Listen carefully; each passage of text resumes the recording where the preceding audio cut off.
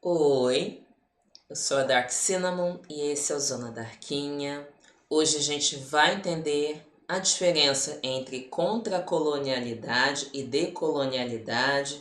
Então já se achegue, chegue mais, a gente vai usar o Nego Bispo do Rosário. Aqui é uma homenagem a Urubu de Uruguaiana, ó. É preciso contracolonizar a estrutura organizativa, Nego Bispo do Rosário. Vamos entender que diacho é isso de contracolonialidade. E a partir da breve leitura aqui, eu vou ler só prefácios, porque eu só vou botando devagarzinho, né? É só a pontinha da goiaba, para vocês terem interesse de pesquisar, né, gente? Pesquisar e ler. A Terra dá, a Terra quer, Nego Bispo do Rosário, ou Antônio Bispo dos Santos, que era o nome dele. Antônio Bispo dos Santos, ele foi extremamente essencial, porque ele é uma prova viva. Ele foi uma prova viva, né? Se falar ele é uma prova viva, ele é, porque a ideia de Nego Bispo ainda continua circulando, né? Se usar essa ideia do tempo espiralar, né? No tempo espiralar as coisas não morrem. Enfim, Nego Bispo, ele é a prova de que não é necessário você ter um diploma para você ser um intelectual, porque ele era um intelectual quilombola. Ele só estudou até a oitava série, né? E deixou produções aí pra gente pensar sobre o quanto nós somos colonizados. Eu acho que é um assunto que eu venho me questionando muito nos últimos tempos, né? Sobre o quanto nós somos colonizados pelo meio que a gente está vivendo, nosso meio social também. Infelizmente, se a gente vive no contexto cidade, a gente já está vivendo no contexto colonial. E qual é a ideia, né? Por que o Antônio Bispo ele diz que ele não é decolonial? Porque para você ser decolonial, você precisa ser colonizado. E a partir da ideia de quilombo, o quilombo ele nunca foi colonizado. Por isso que a partir da perspectiva de quilombo, então se vocês tiverem interesse, pesquisem sobre quilombismo, tá? Aquilombamento. A partir da perspectiva de quilombo, há essa perspectiva contracolonial, porque no quilombo nunca se aceitou a colonização, né? Nunca houve a colonização dos quilombos. O quilombo ele tem uma forma própria de organização social que independe do colonizador. E a perspectiva decolonial, quando você fala que eu sou decolonial, eu aceito que eu fui colonizada e eu quero me desfazer, né? Esse prefixo de, né? Eu quero desfazer o colonialismo em mim, as minhas perspectivas, os meus olhares, tá? Os meus saberes, essa perspectiva decolonial. Por isso que o Bispo do Rosário ele diz que ele não se identificava com essa perspectiva decolonial, e sim contracolonial, tá? E aí eu estava assistindo uma mesa redonda, uma das últimas mesas redondas, né? O Bispo do Rosário faleceu em 2023. Será que eu reajo, gente? O que vocês acham? Bota aí no chat. Foi uma mesa redonda do dia 12 de setembro de 2023. E eu anotei aqui.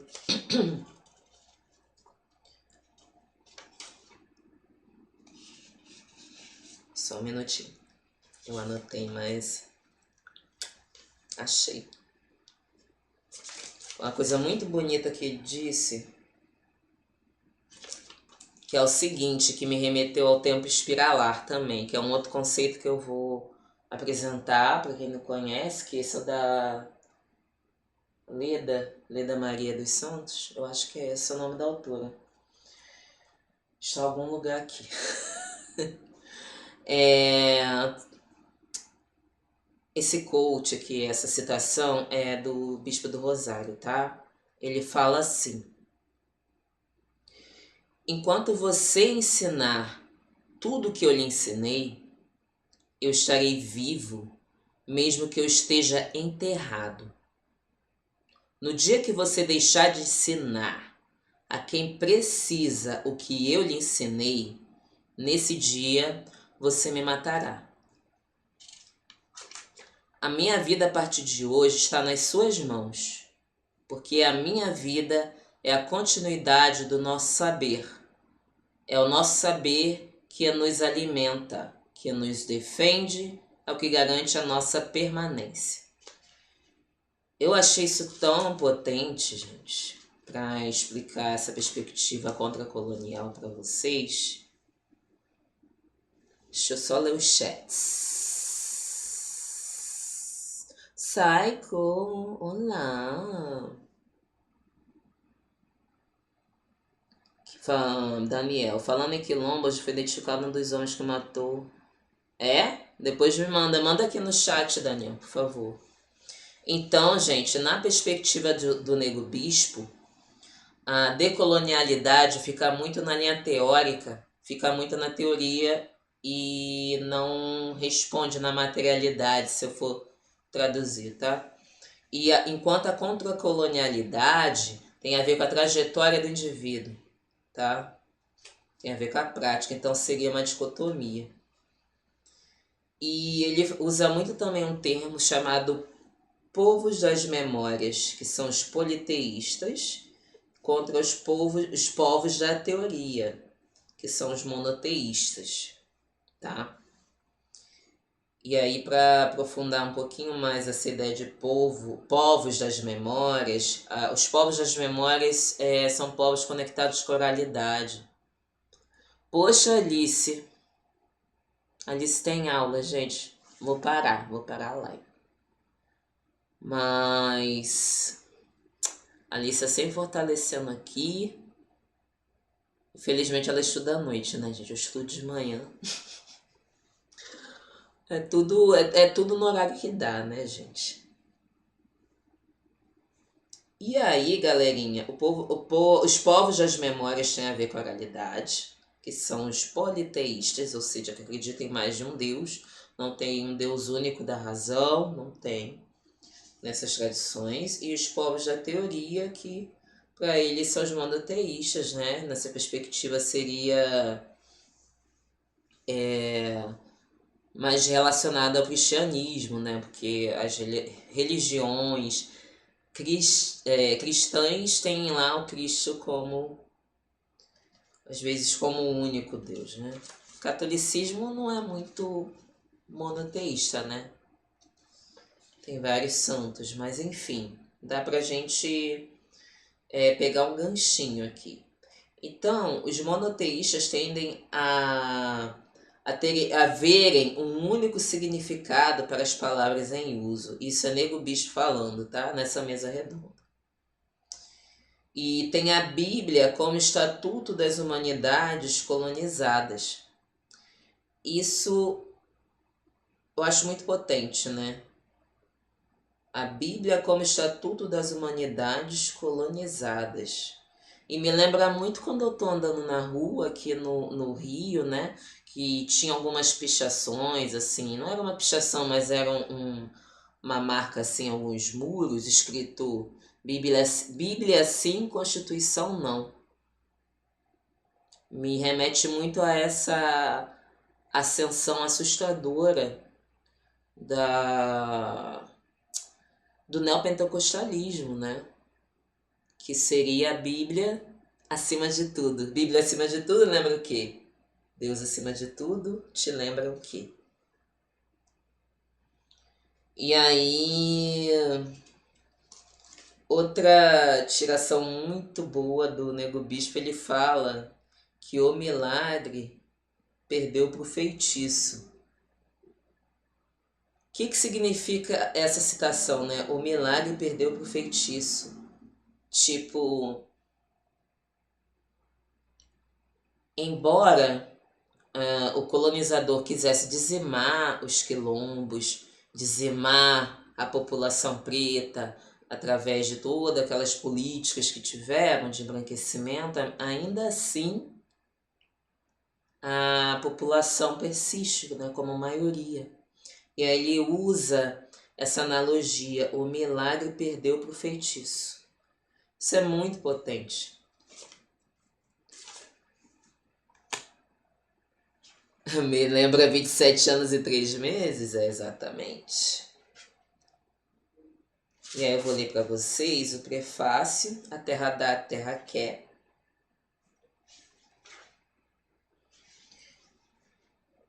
Semear palavras. Nos primeiros passos da minha vida, os mais velhos me orientaram a ouvir os cantos dos pássaros e os chiados da mata. Compreendo o ambiente onde dei os meus primeiros passos como uma das bases de lançamento da minha trajetória.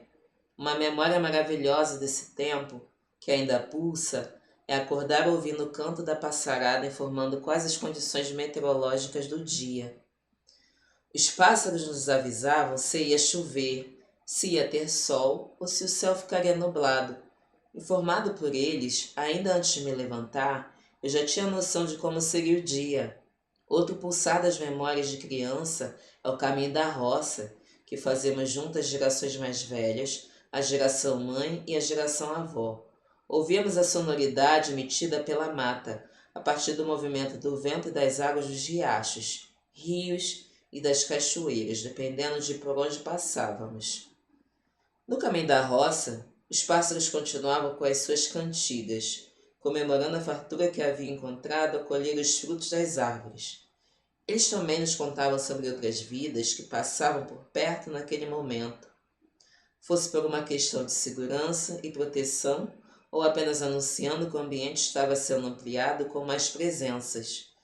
Essas são memórias recorrentes para as quais eu volto sempre que encontro um obstáculo na minha caminhada. É onde me reanimo e é onde sou novamente remetido, agora com uma força maior, que ultrapassa os obstáculos e dá continuidade ao percurso. Pulso também as memórias de amanhecer em uma casa construída com materiais locais, como a parte do teto feita de telhas de adobe cru e outra parte feita de palha e madeira. A parte da casa levantada com adobe cru e teto de telha era o cômodo em que dormíamos. Como o clima tendia a ser mais ou menos à noite, aquele era o espaço adequado para dormir. A parte da casa com paredes de taipa e teto de palha, por incrível que pareça, apesar do risco do fogo, era o espaço da cozinha, exatamente porque as palhas e a taipa são térmicas. Aquele espaço esquentava menos durante o dia, e era onde se acendia a fornalha a lenha. O outro cômodo, de teto de palha e paredes feitas com varas secas, era onde se realizavam atividades coletivas como tear, pois o espaço onde se tecia precisava ser mais ventilado. A nossa arquitetura era adequada às atividades praticadas ao longo do dia em cada um dos seus espaços. Quando completei 10 anos, comecei a adestrar bois. Foi assim que aprendi que adestrar e colonizar são a mesma coisa. Tanto o adestrador quanto o colonizador começam por desterritorializar o ente atacado, quebrando-lhe a identidade, tirando-o de sua cosmologia, distanciando-o de seus sagrados, impondo-lhe novos modos de vida e colocando-lhe outro nome. O processo de denominação é uma tentativa de apagamento de uma memória para que outra possa ser composta. Há adestradores que batem e há adestradores que fazem carinho. Há adestradores que castigam e adestradores que dão comida para viciar, mas todos são adestradores. E todo adestramento tem a mesma finalidade: fazer trabalhar ou produzir objetos de estimação e satisfação. Contudo, não são todos os animais que conseguimos adestrar. Alguns ficam atrofiados fisicamente, quando se exige do animal um esforço físico para além do que é capaz. Outros ficam atrofiados mentalmente, quando o animal recebe um choque mental violento. De modo análogo, temos pessoas atrofiadas, pessoas que não foram adestradas para servir ao trabalho, mas que também não conseguem ser malandras, pessoas adestradas para que não tenham imaginário, para que não consigam fazer sua autogestão. Pessoas que não aprenderam a fazer nada, nem aprenderam a extrair do que está feito. Pessoas atrofiadas que perambulam sem saber aonde ir. Ou ainda, pessoas que foram adestradas e terminaram transformadas numa população trabalhadora flutuante, que passa uma temporada no sul ou no sudeste em servidão salarial e retorna. Eu, por dominar a técnica de adestramento, logo percebi que, para enfrentar a sociedade colonialista, em alguns momentos, precisamos transformar as armas dos inimigos em defesa, como dizia um dos meus grandes mestres de defesa. Então, para transformar a arte de denominar em uma arte de defesa, resolvemos denominar também. Em outros escritos, em que traduzi os saberes ancestrais da nossa geração avó da oralidade para a escrita, trouxemos algumas denominações que as pessoas na academia chamam de conceitos. A partir daí, seguimos na prática das denominações dos modos e das falas, para contrariar o colonialismo. É o que chamamos de guerra das denominações, o jogo de contrariar as palavras coloniais como modo de enfraquecê-las. Certa vez fui questionado por um pesquisador de Cabo Verde. Como podemos contracolonizar falando a língua do inimigo? E respondi: vamos pegar as palavras do inimigo que estão potentes e vamos enfraquecê-las. E vamos pegar as nossas palavras que estão enfraquecidas e vamos potencializá-las. Por exemplo, se o inimigo adora dizer desenvolvimento, nós vamos dizer que o desenvolvimento desconecta, que o desenvolvimento é uma variante da cosmofobia. Vamos dizer que a cosmofobia é um vírus pandêmico e botar para ferrar com a palavra desenvolvimento, porque a palavra boa é envolvimento. Para enfraquecer o desenvolvimento sustentável, nós trouxemos a biointeração. Para a coincidência, trouxemos a confluência. Para o saber sintético, o saber orgânico. Para o transporte, a transfluência. Para o dinheiro ou a troca, o compartilhamento. Para a colonização, a contracolonização. E assim por diante. Ele entendeu esse jogo de palavras. Você tem toda a razão. Vamos botar mais palavras dentro da língua portuguesa. E vamos botar palavras que os próprios eurocolonizadores não têm coragem de falar. Por que o povo da favela fala gíria? Preenche a língua portuguesa com palavras potentes que o próprio colonizador não entende. Enchem a língua como quem enche uma linguiça, e assim falam português na frente do inimigo sem que ele entenda. A favela adestrou a língua, a enfeitiçou. Temos que enfeitiçar a língua. Posso dizer que sou feiticeiro? Qual o problema? Mas sou feiticeiro e milagreiro, porque sou politeísta e sei fazer o efeito tanto pelo milagre como pelo feitiço. Semeei as palavras, biointeração, confluência, saber orgânico, saber sintético, saber circular, saber linear, colonialismo, contracolonialismo. Semeei sementes que eram nossas e as que não eram nossas. Transformei as nossas mentes em roças e joguei uma cuia de sementes. Quando apresentei essas sementes, essas imagens, essas palavras germinantes, eu tinha a impressão de que a palavra biointeração germinaria mais do que as outras. Tanto é que me esforcei muito nesse sentido. Mas o que aconteceu foi que a palavra que melhor germinou foi confluência. Não tenho dúvida de que a confluência é a energia que está nos movendo para o compartilhamento, para o reconhecimento, para o respeito. Um rio não deixa de ser um rio porque conflui com outro rio.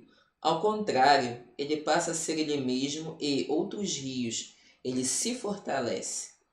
Quando a gente confluencia, a gente não deixa de ser a gente. A gente passa a ser a gente e outra gente. A gente rende.